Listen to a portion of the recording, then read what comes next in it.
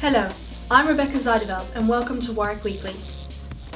The day has finally arrived that we have all been waiting for, microwaves on campus. Warwick Retail is trialling a breakout area in Roots Restaurant where students can heat their food with a hot water heater, and microwaves are also available for use. Terms and conditions for the use of the area have been issued online by Warwick Retail, and students have been asked to maintain and clean the space with the resources provided. At the end of the Term 2 trial, Warwick Retail will run a short online survey to collect feedback from students on the breakout area.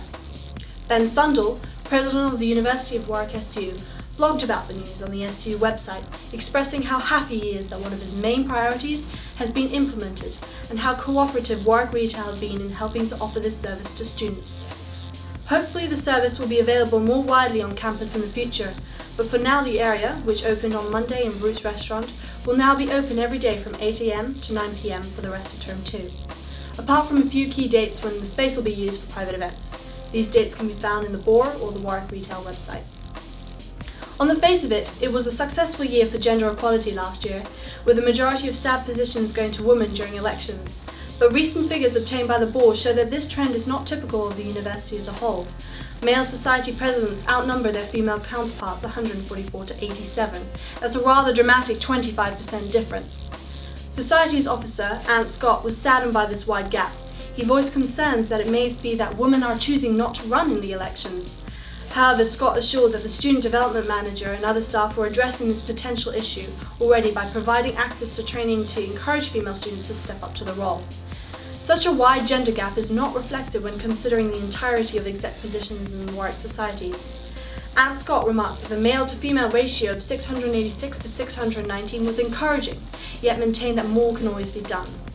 Some students interviewed by the board did express concern that the discourse may be too heavily focused on the question of gender and might not be considering other important demographic factors such as class or race.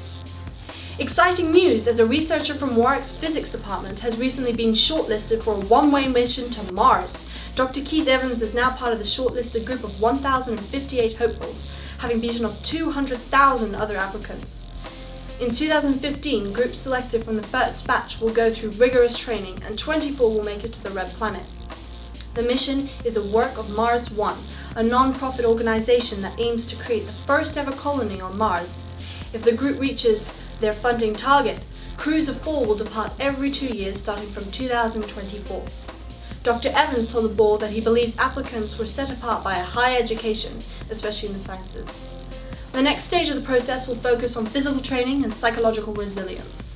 When asked how he'd fare in this stage of the process, Dr. Evans said that he thought he had an above average chance due to his good hearing and eyesight, and lack of resilience on medications. Warwick students shared their excitement about Dr. Evans' opportunity, with a second-year microbiologist remarking that it would be pretty good for the university to be able to say that we have a researcher on Mars. The training stage will also focus on each group's ability to deal with long periods of time in a remote location.